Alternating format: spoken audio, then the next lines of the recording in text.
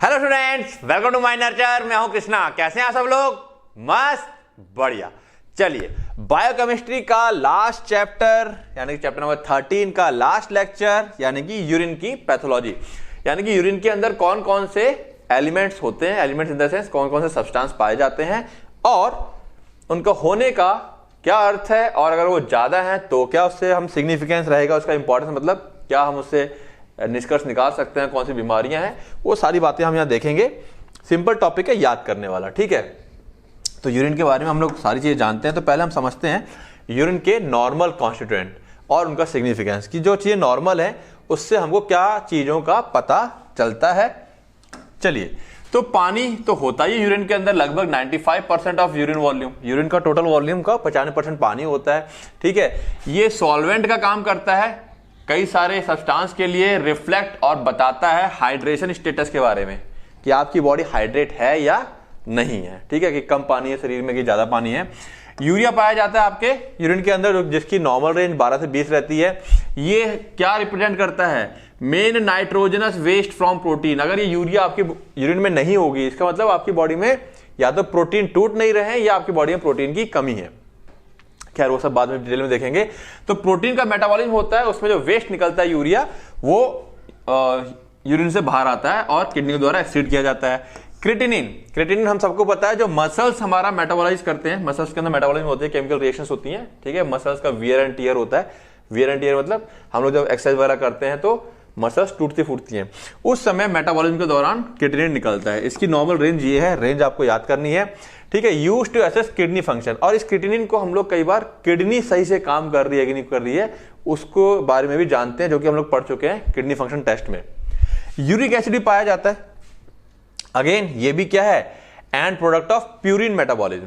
जो purines compound होते हैं उनका जब मेटाबॉलिज्म होता है तो उसका जो लास्ट प्रोडक्ट होता है वो यूरिक एसिड के फॉर्म में यूरिन से बाहर निकलता है, बॉडी में नहीं रहना चाहिए। ये रिफ्लेक्ट करता है प्यूरिन ब्रेकडाउन कि हमारी बॉडी में प्यूरिन का ब्रेकडाउन सही से चल रहा है या नहीं चल रहा है। सोडियम, इसके बारे में जानते ही हैं, इसकी रेंज ये है, regulate fluid and electrolyte balance, ठीक है। सोडियम की अगर इस रेंज में आ रहा है, इसका मतलब सोडियम नॉर्मल है और हमारी बॉडी का फ्लूइड बैलेंस और इलेक्ट्रोलाइट बैलेंस ओके है, ठीक है। हम लोग कितना सॉल्ट ले रहे हैं, इंटेक कर रहे हैं, उसके बारे में बताता है ये, ठीक है। देन पोटेशियम, ये मसल्स और नर्व फंक्शन के लिए काफी इंपॉर्टेंट है। और साथ साथ में हमारा जो फ्लूइड बैलेंस है, फ्लूइड बैलेंस मतलब हमारी बॉडी में कितना फ्लूइड रहना चाहिए और कितना यूरिन से बाहर निकल जाना चाहिए, ठीक है। अगेन इसकी अगर वैल्यू कम हो जाएगी तो चीजें गड़बड़ होंगी, ज्यादा होंगी तो गड़बड़ हो जाएंगी। क्लोराइड, ये मेंटेन करता है फ्लूइड बैलेंस में, और हमारा फ्लूइड बैलेंस सही है या नहीं है ये हम लोग पढ़ चुके हैं। किसके अंदर? कौन सा चैप्टर था?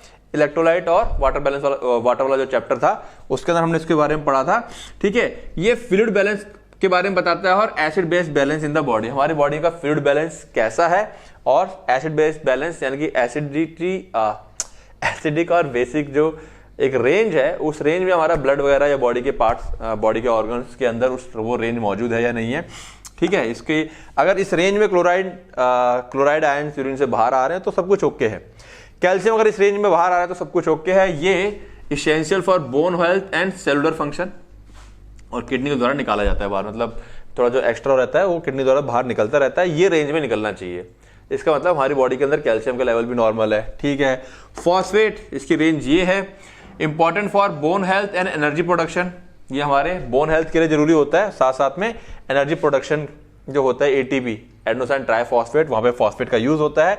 और रेगुलेटेड बाय किडनी, कितना रखना है कितना बाहर निकालना है किडनी के द्वारा कंट्रोल किया जा रहा है, ठीक है। तो ये सारे नॉर्मल कॉन्स्टिट्यूएंट है जो किडनी से इतना इतना पर डे के हिसाब से बाहर निकलते रहते हैं, और इसके निकलने से हम ये रेफरेंस निकाल सकते हैं कि अच्छा बोन हेल्थ ओके है, एनर्जी प्रोडक्शन भी ठीक ठीक हो रही है, सब कुछ ठीक है, तो ये इसका सिग्निफिकेंस रहता है।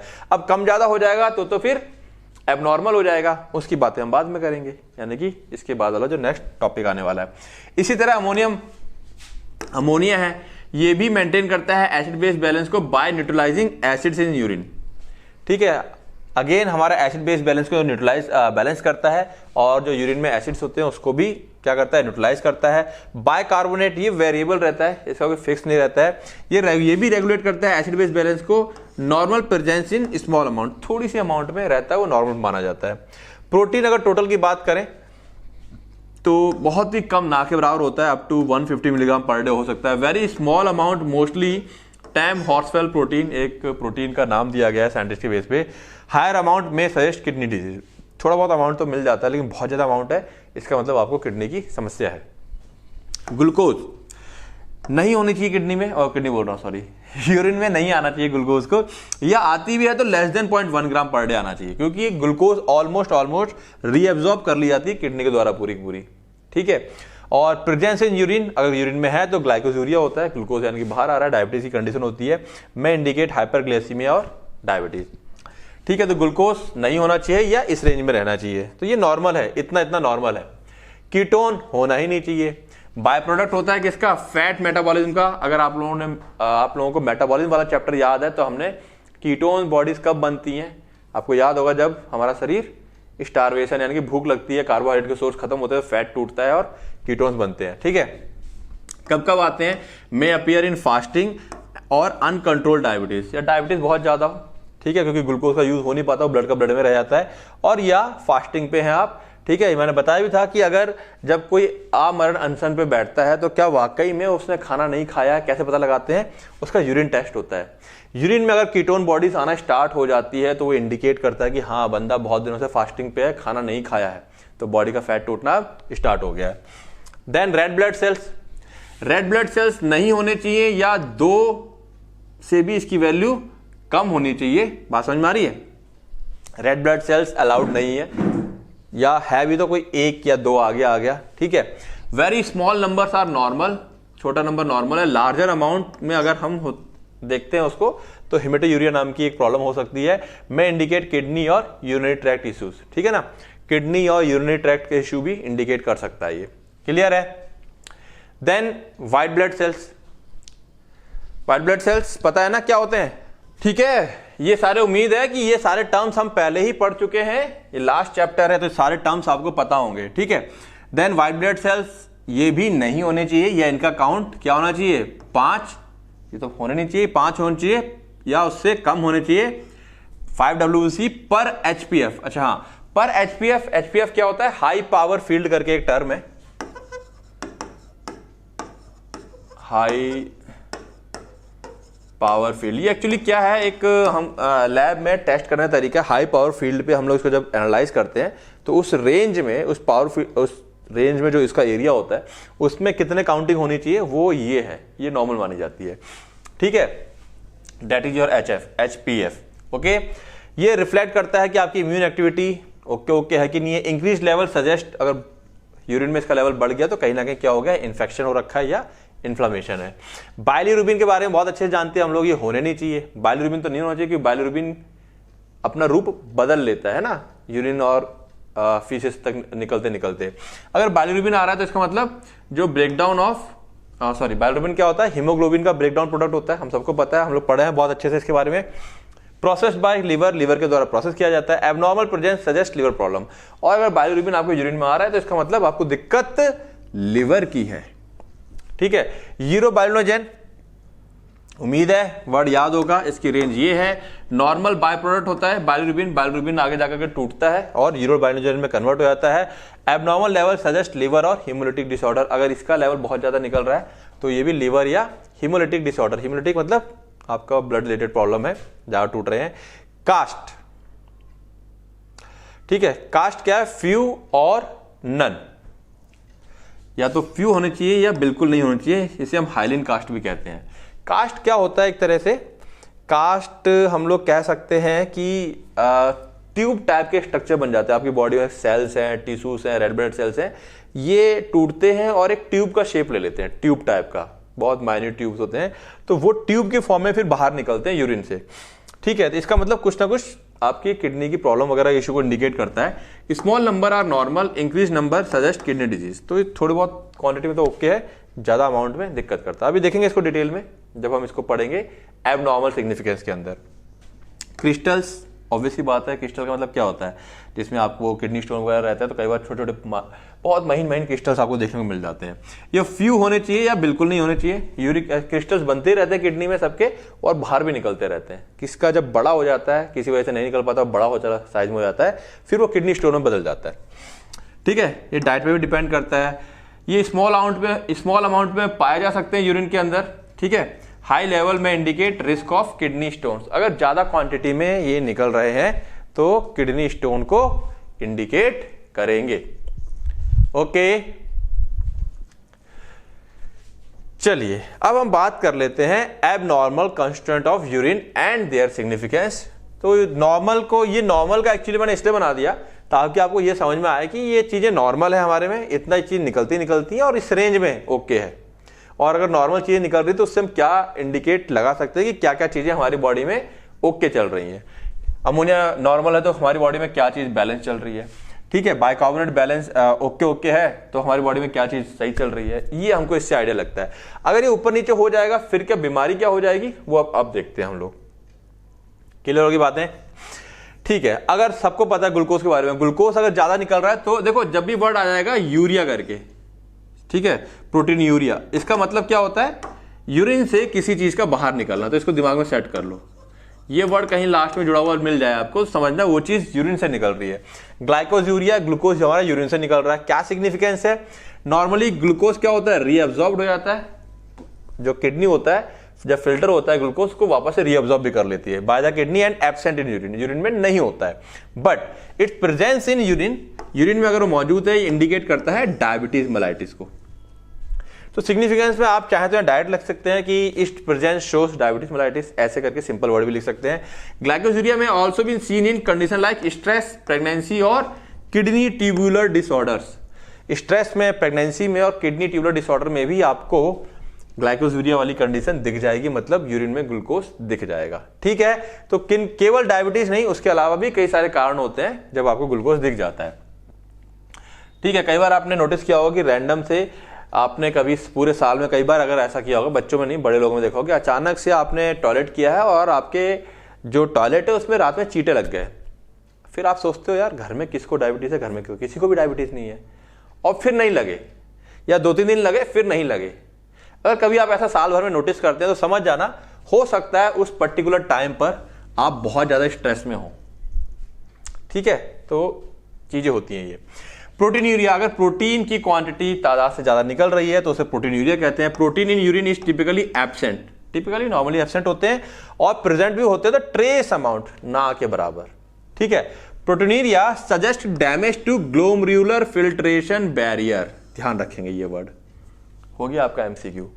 ग्लोमेरुलर वर्ड पता होगा, ग्लोमेरुलर क्या होता है, इसके अंदर इस टाइप से जो रहता है, ठीक है, ये जो पार्ट होता था इस तरह, याद आया किडनी का, ये ग्लोमेरुलर है। ठीक है, इसमें बैरियर होता है, पहला, दूसरा और तीसरा, 3 लेयर से होकर हमारा फिल्टर होता है। अगर आपको फिल्ट्रेशन वाला प्रोसेस याद है तो उसका जो बैरियर है वो बैरियर प्रोटीन को फिल्टर होने नहीं देता, केवल पानी और कुछ चीजों को निकलने देता है। और ये बैरियर में अगर कमी आ गई है तो कुछ बड़े बड़े तत्व, प्रोटीन का साइज काफी बड़ा होता है, वो भी फिल्टर होकर आ जाएगा। ठीक है, इन द किडनी क्या चीज में दिक्कत आ गई है, आपके ग्लोमेरुलर फिल्ट्रेशन बैरियर में दिक्कत आ गई है। ठीक है, जिसकी वजह से प्रोटीन भी फिल्टर होकर के बाहर निकल रही है। It may occur due to kidney disease, क्यों ये खराब हो गया, कोई किडनी डिजीज होगी जैसे कि ग्लोमेरुलोनेफ्राइटिस हो गई है या नेफ्रोटिक सिंड्रोम हो गया, बीमारियों के नाम है जिन बीमारियों में हमारा ग्लोमेरुलर गड़बड़ हो जाता है। ठीक है, डायबिटीज, हाइपरटेंशन, इवन हाइपरटेंशन में भी गड़बड़ हो जाता है। और आफ्टर इंटेंस फिजिकल एक्सरसाइज, कई बार बहुत हैवी एक्सरसाइज करते हैं तो बीपी बढ़ता है हमारा, ठीक है ना, तो उस चक्कर में कई बार हमको प्रोटीन्स के पार्ट देखने को मिल सकते हैं। ओके, परसिस्टेंट, कभी आ गया एक्सरसाइज करी कभी आ गया वो अलग बात है, लगातार अगर आ रहा है प्रोटीनूरिया में इंडिकेट क्रोनिक किडनी डिजीज। अगर लगातार आपने चेक कराया, आज चेक कराया, फिर 15-20 दिन बाद फिर चेक कराया, महीने बाद फिर चेक कराया, फिर भी आ रही है, फिर 2 महीने बाद चेक कराया तब भी आ रहा है, इसका मतलब आपको कोई क्रोनिक किडनी डिजीज हो गई है जो कि लंबे समय से चल रही है और अब वो ये प्रॉब्लम क्रिएट कर रही है। ठीक है, नाउ कीटोन्स, हम सबको पता है कीटोन आने का मतलब क्या है। कीटोन का हमने देखा, या तो हम लोग भूखे रहते हैं या बीमारी क्या होती है, आओ देखो। तो देखो जो नॉर्मल वाला पार्ट पढ़ा था ना, नॉर्मल से हमें क्या समझ में आता है, कीटोन नहीं होने चाहिए, और अगर आ रहे हैं तो इसका मतलब या तो फैट टूट रहा है, फैट टूटता कब है, या तो हम बहुत ज्यादा एक्सरसाइज करते हैं या फिर हम भूखे रह रहे हैं, तो ये बीमारी के लक्षण नहीं है। बीमारी कौन सी होगी जब कीटोन आएगा, वो यहां पता चलेगा। तो एबनॉर्मल में बीमारियां पता चल रही हैं। Ketones are produce when fat is broken, या तो फैट टूटता है, ठीक है, फॉर एनर्जी, भाई कार्बोहाइड्रेट खत्म हो गया, इंस्टेड ऑफ कार्बोहाइड्रेट, कार्बोहाइड्रेट की जगह पे फैट टूट रहा है, ये बात हम जानते हैं पहले से। दे अपीयर इन यूरिन, ये यूरिन में आते हैं during condition like uncontrolled diabetes, एक डायबिटीज में देखने को मिलता है, ठीक है, जिसको हम डायबिटिक कीटोएसिडोसिस कहते हैं। प्रोलॉन्ग्ड फास्टिंग, लोग 5-5 दिन 10-10 दिन खाना नहीं खा रहे हैं, व्रत रख रहे हैं। स्टारवेशन, खाना नहीं मिल रहा है, जिसे कि भूखमरी है। और हाई फैट, बहुत ज्यादा फैट ले रहे हैं। लो कार्बोहाइड्रेट डाइट, आप फैट ज्यादा लेते हैं और कार्बोहाइड्रेट को कम खाते हैं तो भी आपको क्या है, यूरिन में कीटोन देखने को मिलेगा। तो अगर हम बात करें बीमारी की तो स्पेशली अनकंट्रोल्ड डायबिटीज आ गया, ये आपकी मेन बीमारी रहेगी। बाद बाकी आप भूखे रह रहे हैं, फास्ट कर रहे हैं, ये बीमारी नहीं है, लेकिन इन कंडीशन में भी देखने को मिलती है हमको। अब यहां पे ध्यान रखेंगे, देखो 2 टर्म है, हेमेटोयूरिया और हीमोग्लोबिनोयूरिया। बच्चा यहां कंफ्यूज करके एमसीक्यू गलत कर देता है, ठीक है। रेड ब्लड सेल्स आरबीसी जब टूट रहा है, और हीमोग्लोबिन आरबीसी के अंदर होता है, ठीक है। सिग्निफिकेंस क्या है, normally no red blood cells are present in urine, RBC urine में नहीं देखने को मिलते हैं। Haematuria can be sign of urinary tract infection, आपको कोई इन्फेक्शन हो गया है, ठीक है, जिसकी वजह से रेड ब्लड सेल्स आपके यूरिन में आ रहे हैं, जिसको हम यूटीआई भी कहते हैं। किडनी स्टोन है, किडनी स्टोन कई बार जब पास होता है तो वो वहां पे क्या लेयर्स को ब्रेक कर देता है, तोड़ देता है, तो ब्लड आ जाता है कई बार। ग्लोमेरुलोनेफ्राइटिस के केस में, ब्लैडर और किडनी कैंसर के केस में, trauma to the urinary tract, urinary tract में कोई ट्रॉमा हो गया है, कोई जैसे कहते हैं चोट लग गई है, उस केस में ब्लड देखने को मिलता है हमको यूरिन के अंदर। और haemoglobinuria occurs when free haemoglobin is present in urine, RBC नहीं है लेकिन हमको हीमोग्लोबिन देख रहा है, बात समझ में आ रही है। Free haemoglobin present in urine usually as a result of haemolysis, destruction of red blood cell, मतलब रेड ब्लड सेल बहुत ज्यादा टूट रहा है, तो टूटा हुआ रेड ब्लड सेल तो नहीं, लेकिन उसके अंदर जो हीमोग्लोबिन है वो निकल के फिल्टर हो रहा है, तो हमको हीमोग्लोबिन देखने को मिल रहा है। यहां पे पूरा रेड ब्लड सेल आ गया था, क्लियर है। हेमेटोयूरिया में पूरा आरबीसी आ जाएगा, यहां पे हमारी बॉडी में रेड ब्लड सेल टूट रहा है किसी वजह से बहुत ज्यादा, तो हीमोग्लोबिन जो फ्री फिल्टर मूव कर रहा है हमारे ब्लड में, सर्कुलेट कर रहा है, और जब वो किडनी से फिल्टर हो रहा है तो फिल्टर होकर यूरिन में आ जाता है, ठीक है। तो फ्री हीमोग्लोबिन की बात हो रही है, वो यूरिन में होता है usually as a result of haemolysis, यानी कि destruction of red blood cells. और इंट्रावस्क्यूलर हीमोलिसिस, इंट्रावस्क्यूलर हीमोलिसिस है ना, हमारा कोई ब्लड वेसल वगैरह कोई है, वहां पे कोई ब्रेकडाउन चल रहा है, ठीक है। Conditions like haemolytic anaemia, transfusion reactions, blood का ट्रांसफ्यूजन हुआ है, ठीक है, सीवियर बर्न्स, बहुत ज्यादा जल गए हो, कैन लीड टू हीमोग्लोबिनूरिया। तो ये वो सारी कंडीशन है जिनमें ब्लड टूट जाता है बॉडी के अंदर बहुत ज्यादा, और हीमोग्लोबिन फ्रीली ब्लड में मूव कर रहा है, फिर जब वो ब्लड फिल्टर होके जाता है किडनी से, तो हीमोग्लोबिन हमको यूरिन में हीमोग्लोबिन अलग से नजर आते हैं, पूरा आरबीसी नहीं, ठीक है।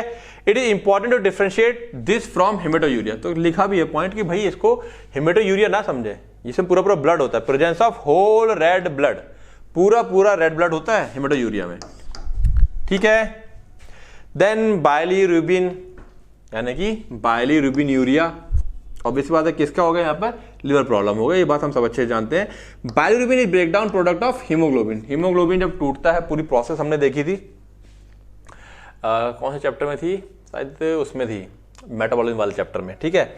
वहां पे हमने देखा था पूरा हीमोग्लोबिन जब टूटता है तो किस तरह से उसके अंदर बाइलिरुबिन बनता है, that is normally processed bye liver, और ये बाइलिरुबिन फिर लिवर के द्वारा प्रोसेस करके कुछ पार्ट इसका यूरिन से और कुछ पार्ट इसका पॉटी के द्वारा बाहर निकाल दिया जाता है। खैर, it's presence in urine indicate liver related condition, तो ध्यान रखेंगे, ये क्वेश्चन बड़ा अच्छा बनता है कि अगर बाइलिरुबिन आपको दिख रहा है यूरिन के अंदर तो कहां दिक्कत है, किडनी की दिक्कत है, ठीक है, ब्लड की दिक्कत है, या लिवर की दिक्कत है, इस तरह से आएगा। क्योंकि किडनी से निकल रहा है तो ज्यादातर बच्चे क्या करते हैं, उसको किडनी ही समझ लेते हैं, बट किसकी दिक्कत है, लिवर रिलेटेड कंडीशन है, जैसे कि हेपेटाइटिस हो सकता है, सिरोसिस है, बाइल डक्ट ऑब्स्ट्रक्शन है, बाइल का जो बाइल डक्ट है वो कहीं ना कहीं क्या हो गया, ब्लॉक हो गया।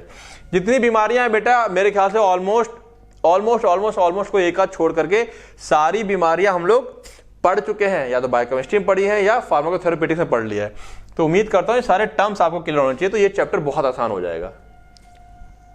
नाइट्राइट्स, क्या सिग्निफिकेंस है इसका, nitrites are formed when certain bacteria, ये बनते का पहले तो ये पता हो, नाइट्राइट्स का भी हमने जिक्र कर रखा है, किसी चैप्टर में किया है, अभी ध्यान नहीं आ रहा मेरे को, ठीक है। बैक्टीरिया के द्वारा बनाया जाता है, यूजुअली ग्राम नेगेटिव बैक्टीरिया होते हैं, कन्वर्ट कर देते हैं नाइट्रेट जो यूरिन में होता है टू नाइट्राइट्स, नाइट्रेट को नाइट्राइट में कन्वर्ट कर देते हैं। देयर प्रेजेंस इज की indicator of a bacterial urinary tract infection. अगर हमको नाइट्राइट्स देखने को मिल रहे हैं यूरिन के अंदर तो समझ जाओ बैक्टीरिया का इन्फेक्शन हो रखा है, specially involving organism like E coli. ठीक है, तो ये हमको नाइट्राइट्स अगर आ रहा है, मिल रहा है यूरिन के अंदर, तो डेफिनेटली आपको क्या है, बैक्टीरिया के द्वारा इन्फेक्शन हो रखा है यूटीआई में। ल्यूकोसाइट WBC, ठीक है ना, अगर ये आपको मिल रहे हैं, ल्यूकोसाइट सेल्स यानी कि white blood cells are normally absent है, नहीं मिलेंगे आपको। देयर प्रेजेंस सजेस्ट इन्फ्लेमेशन और इन्फेक्शन। उनका जो प्रेजेंस है क्या बताएगा कि या तो कहीं इन्फ्लेमेशन हो रखा है आपको किडनी में उस पूरे रास्ते के दौरान, या इन्फेक्शन है in the urinary tract such as UTI, urinary tract infection है, या पाइलोनेफ्राइटिस है, या इंटरस्टिशियल नेफ्राइटिस है। ठीक है, तो हम लोग देख रहे हैं काफी सारी प्रॉब्लम, मैक्सिमम जो हमारे को इंडिकेशन है वो किडनी के ही मिलते हैं। कहीं कहीं पे हमें कुछ इंडिकेशन, जैसे हमने ये देखा था बाइलरुबिन वाला, जहां से हमको ये पता चलता है कि प्रॉब्लम किडनी में ना है, कहीं और है। ठीक है, तो ये चीज का ध्यान रखना, यही सिग्निफिकेंस है कि हमको किसी चीज से क्या इंडिकेट मिल रहा है कि कहां कौन सी प्रॉब्लम है। कास्ट जो मैंने ऊपर बताया था, फिर वही चीज बात आ गई, यहां पे एबनॉर्मल टाइप्स की बात हो रही है। Urinary cast are tiny tube shaped particle, मैंने कहा था छोटे छोटे से, ऐसे समझ लो ट्यूब जैसे पार्टिकल्स होते हैं। अब ये ट्यूब आते कहां से हैं? That can be found when urine is examined. जब आप यूरिन को एग्जामिन करते हो लैब में तो उसके अंदर देखने को मिलते हैं under the microscope during test called urine analysis. ठीक है, यूरिन एनालिसिस के दौरान आपको ये ट्यूब्स देखने को मिलते हैं यूरिन के अंदर। Urinary cast may be made up of, किसके बने होते हैं? या तो व्हाइट ब्लड सेल के हो सकते हैं, रेड ब्लड सेल के हो सकते हैं, किडनी का कोई सेल हो सकता है, और सब्सटेंस सच एज प्रोटीन और फैट। वो ट्यूब का शेप ले लेते हैं और फिर वो बाहर निकल के आते हैं। क्या है इसका मतलब? आओ देखें। अगर वो ट्यूब लाइक सब्सटेंस यानी कास्ट आपका रेड ब्लड सेल का बना हुआ कास्ट है तो ये इंडिकेट कर रहा है ग्लोमेरुलोनेफ्राइटिस, वस्कुलाइटिस और सीवियर किडनी डिजीज को। अगर व्हाइट ब्लड सेल का कास्ट है तो ये पाइलोनेफ्राइटिस और इंटरस्टिशियल नेफ्राइटिस को इंडिकेट करता है। अगर ग्रैन्युलर कास्ट है तो ये इंडिकेट करता है एक्यूट ट्यूबुलर नेक्रोसिस। ठीक, अब बेटा देखो यहां पे एक चीज बताऊं मैं, अब ट्यूबुलर, यहां मेरे को लग रहा है कुछ बच्चे सोच रहे होंगे सर ये तो आपने रीड कर दिया।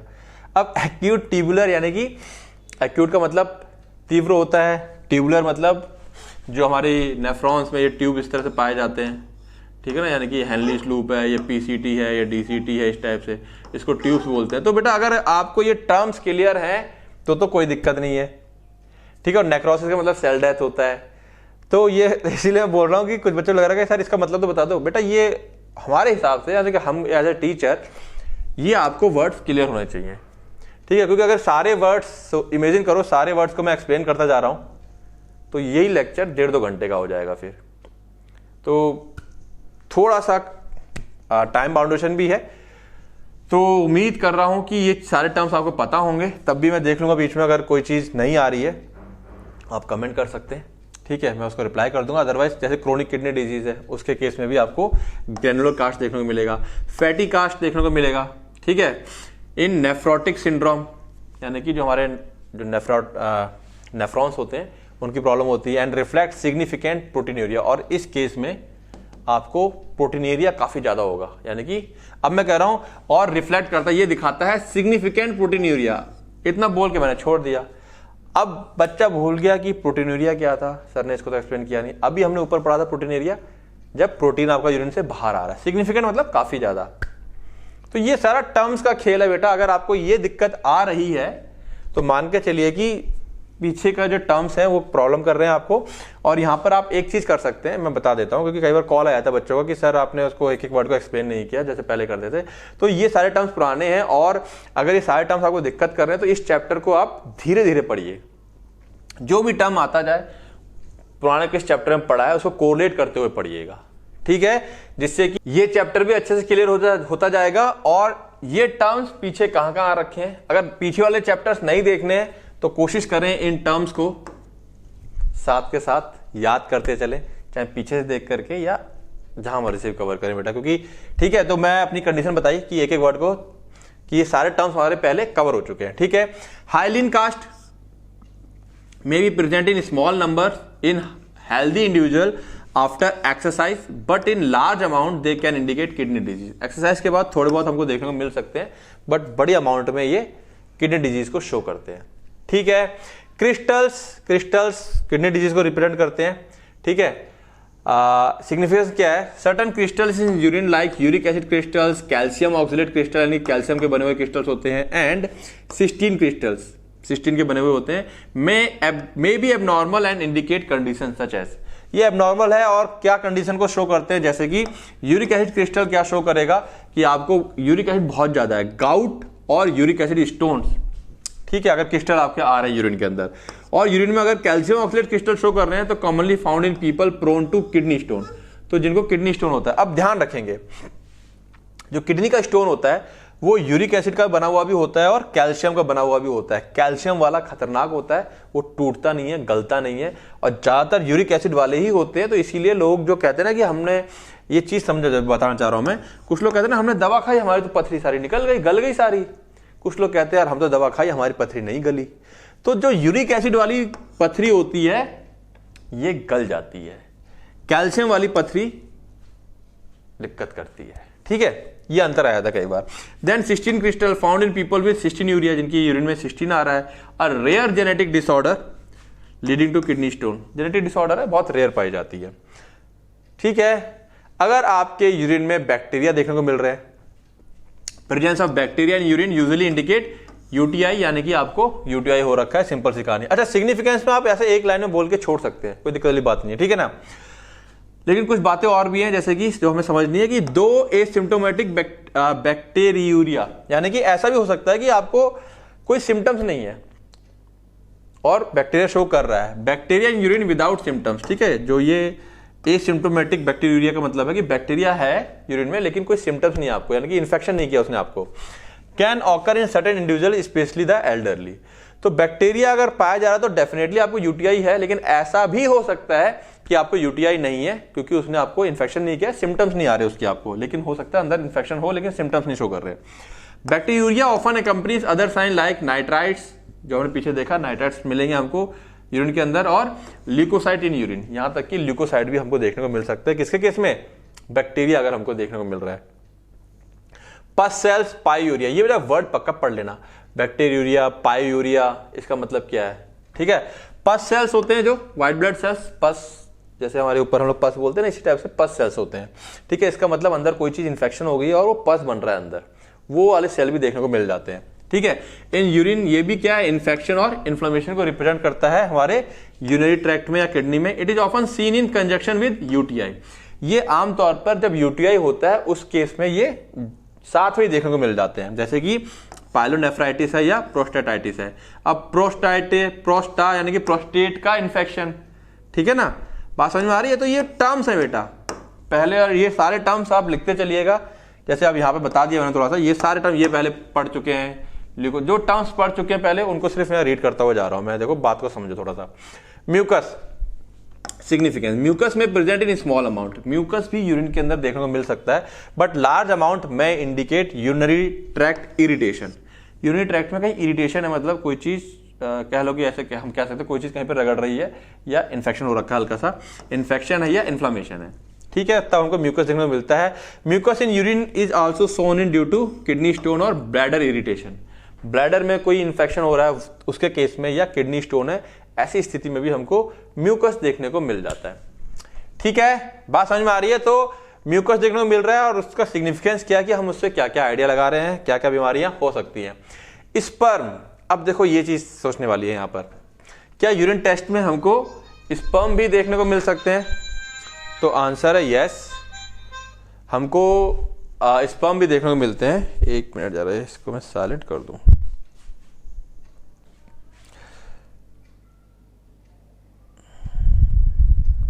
ओके, तो अब स्पर्म कब देखने को मिलते हैं? अगर स्पर्म यूरिन टेस्ट करवा रहे हो आप, जब भी आप यूरिन टेस्ट करवा रहे हो उसमें आपको स्पर्म देखने को मिल रहे हैं। स्पर्म नॉर्मली अगर आफ्टर जो आपकी सेक्सुअल एक्टिविटी होती है उसके बाद स्पर्म दिखता है यूरिन में, क्योंकि उस रास्ते पे स्पर्म रहता है, तो ये नॉर्मल है।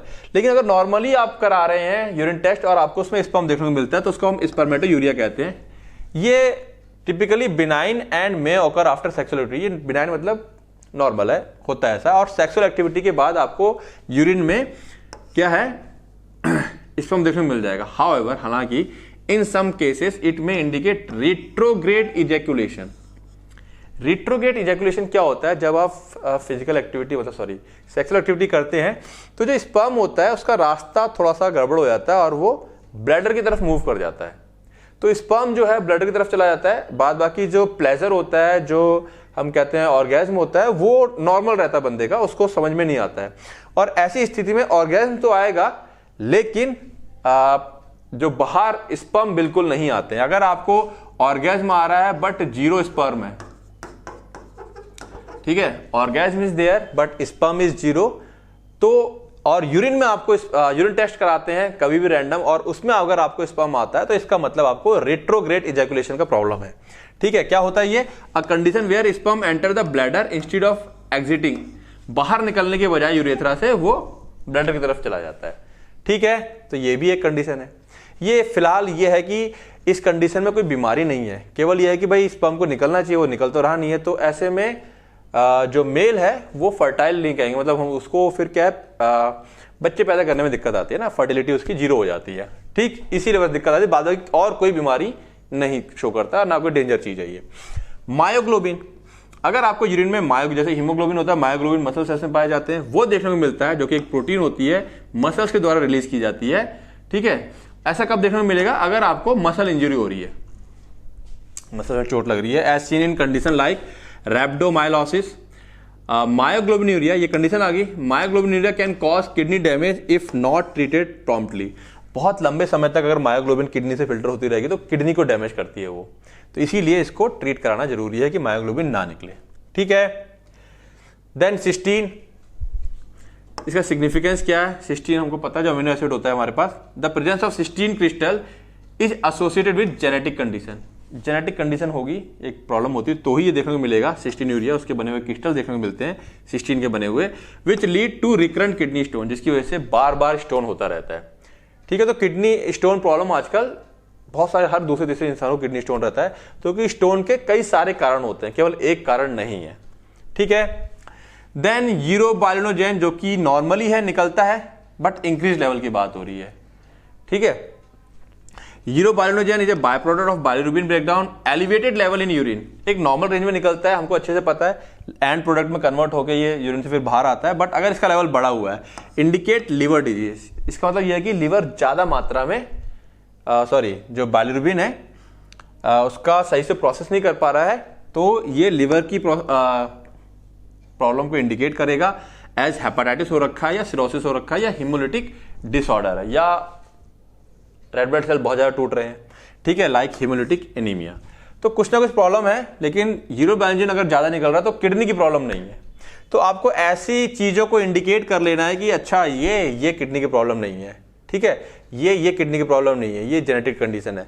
ऐसी चीजों को मार्क कर लेना कि ये किडनी की दिक्कत नहीं है, बाकी सब किडनी की दिक्कत है। यहां से आपका क्वेश्चन फंसने वाला है। बात समझ में आ रही है। अब यूरोबाइलिन लेवल ज्यादा आ रहा है तो किडनी की प्रॉब्लम नहीं है। ठीक है, मायोग्लोबिन किडनी की दिक्कत नहीं है, ये आपकी मसल्स की दिक्कत है, लेकिन किडनी में दिक्कत कर देगा। ठीक है,